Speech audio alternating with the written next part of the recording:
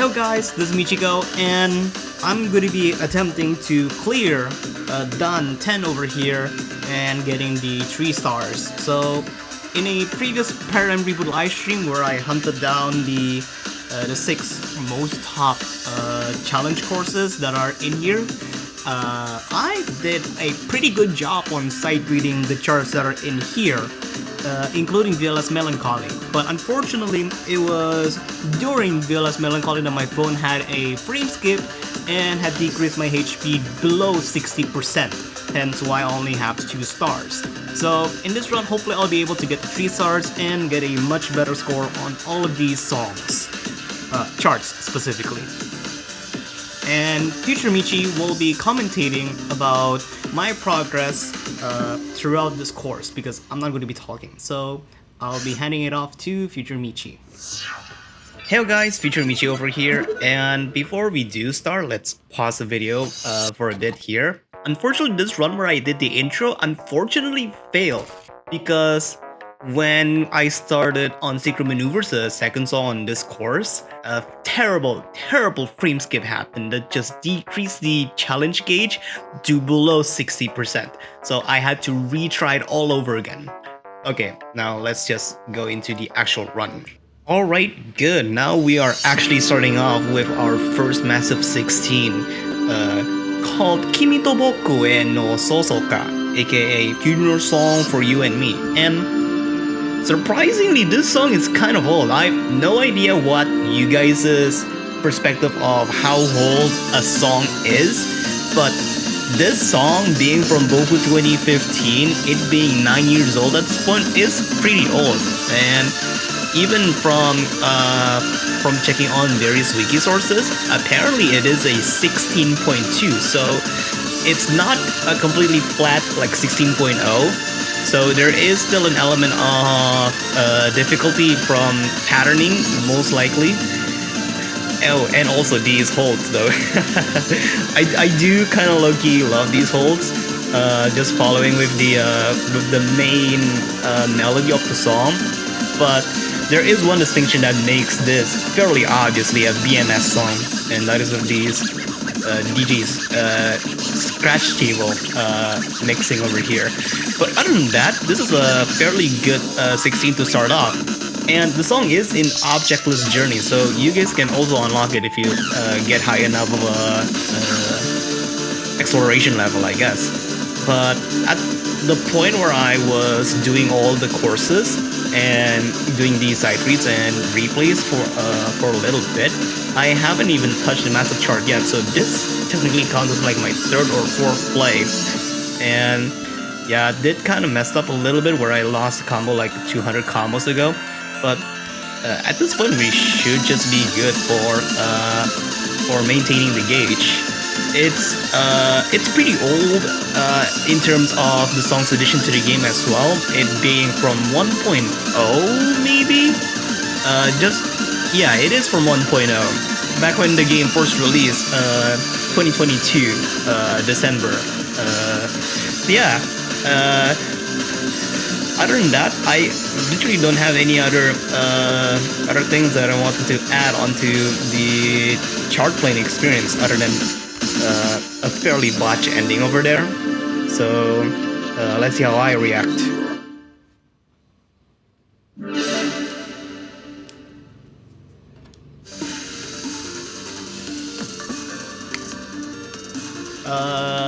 Yeah, minus 39. Interesting. Well, here's hoping there's no frame skipping this time.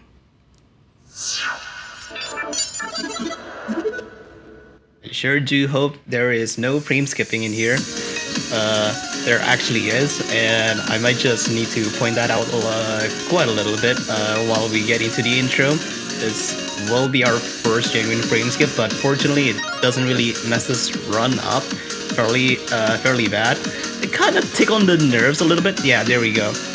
Oh, 65. Oh, anyway, all right. Let's get into some trivia about Secret Maneuvers. Considering this is one of the songs that I first recognized when I was going through this course, like completely blindfolded. So Secret Maneuvers released in 2022. It was made as a single with just a single by seatrus, and it got added into Paradigm first, and then it got added into Kalpa, which is where I first found out about the song and got to play with it fairly seriously. So that's why when this just suddenly appeared on the course, I was quite comfortable and knowing about the melodic implications of a seatrus song would casually bring. And that's also over the fact that I couldn't even get the song because it's locked behind a side story pack. So the only times I've ever even played the chart was during these replays of Course 10. So I'd say with my attempt right now, it's been going pretty well. Just recognizing the melodic progressions of the main chorus with the song over here has been fairly nice. And I don't think even the wikis have any particular chart constant detailed on them. So there's no definitive chart constant for this song, but from the vibe, it definitely feels like a 16.2, just like the previous song. Not too difficult. Not bad. Not bad, 996. Yeah, it's only 1k above my previous high score, which is not that bad, not that bad. A little bit annoyed about the frame skip, but at the very least we squeeze a little bit, nearing the edge of that 3-star 60% HP barrier. Hopefully nothing goes wrong in Rian of a Dream. Hopefully. And fortunately, nothing wrong happened on this particular run of Rian of a Dream. And the thought process that I had while playing this is pretty much the same as what I had during my side trip, and that is to imagine, well, harken back to other games' interpretation of Rian of a Dream and try to apply some of the rhythmic charting patterns into paradigms, because Rian of a Dream, I haven't even unlocked it yet. It's locked behind Exploration level 49, and at this point, my account is still at level 43. So, the only other way for me to play is to just keep playing the course. Pretty much the same as the rest of the other songs, to be honest. But I do appreciate the charting over here, which doesn't really lean too much into the particularly high charting metas that Paradigm has deployed, and it is still tricky, but unless you don't even understand how to play Rian of a Dream at a high level, you shouldn't be trying the massive charts at the end of the day. This is a 16.5, by the way. I didn't even notice that. I had to search it up on wikis for the chart constant. And interestingly enough, I wasn't really expecting it to be that borderline. Now, they could have done even worse. I love the double note jumps. They could have done it even worse, just to throw people off. But I do appreciate them not to go too overboard with them. Like, they could have make it much worse, like making them into triplets. Like, imagine this.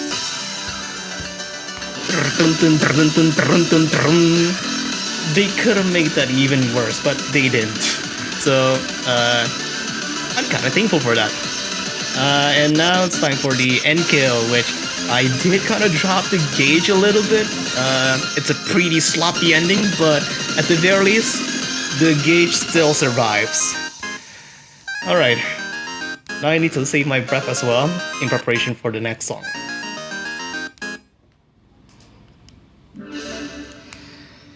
Whew. Okay, that was a little bit too close for comfort. Very nearing the edge over there with 74% HP gauge because of that very bad ending segment. But thankfully it is an up score, so I'll definitely take it. But second of all, I hope that I'll be able to recover enough HP gauge at the intro of Viyella's Melancholy so that I could at the very least have the overhead of the HP bar being 100. Hopefully that goes the case. If not, I'll have to retry this entire run. Yeah, that unfortunately did happen with my initial sight read of course 10. I was going in with a solid run, but a deadly frame skip brought down the gauge down below 60%. Oh, frame skip. Fortunately, the frame skip wasn't as bad as my sight read, so thankfully this run is still salvageable and I was able to actually do it. Oh, this one is so fun. I love that segment. Oh, it's so good. Such good choreography in terms of like mirrored patterns. And if you guys had watched my live stream of me sight reading this, you guys would listen me yelling so many times about, oh my god, my only experience of this song and in turn the chart was by playing it on Lenoda, because yeah, this song was crossover into Lenoda as part of both games' collaboration. And I've played it quite a few times. I haven't gotten an A rank on it yet, but if it wasn't for me playing this song fairly often on Lenoda, which had kept it pretty fresh on my mind, I wouldn't been able to sight read this. But ironically, like after talking to some experienced Paradigm players, they said that there is a chance that Viyella's Melancholy's like chart constant of it being a 16 plus could be decreased in the future, considering it's not as technical or as difficult as the current 16 pluses are in the game right now. And I'm a little bit split by that opinion. I only have 116 pluses on my possession right now, so I couldn't really have any any valid opinions, I guess, on that matter. But at least I do have a chance to replay this whenever I wanted to. Just have to spend 5,000 data particles. And here's the end of the chart. I did butcher the ending pretty badly, but the gauge survived. And that's going to be it from me. Oh my god. Finally. Oh. That was one of the best runs I could have asked for. Though, if I do wanted to ask for a better run, maybe this would have been a 1 million run. But other than that, I'll definitely take this because, oh my god, that really took some nerves out of me to do this, because when I'm recording this, it is about midnight. But hey, I got the frame! And my data particles as well. So, that's really cool. Oh my god. Now I kinda wanna clean up with the rest of the Dan courses, the class challenges.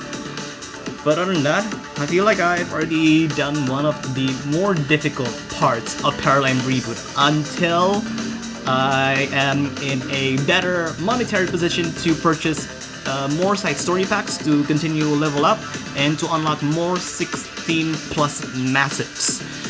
And by the time of me recording this video, it's a few days before the ROKINA collaboration with Paradigm Reboot. So I'm wholly expecting to be for the collaboration to have a 16 plus as well, considering that the previous collab with Lenoda does have one, and Tigros as well. So I will definitely be very excited when the update finally comes down. And that's going to be it for me. And as always, thanks for watching! Oh yeah, I kinda want to show off the plat, of course. You know what? Here. Nice. Generally, this is a pretty bog standard 16. And fuck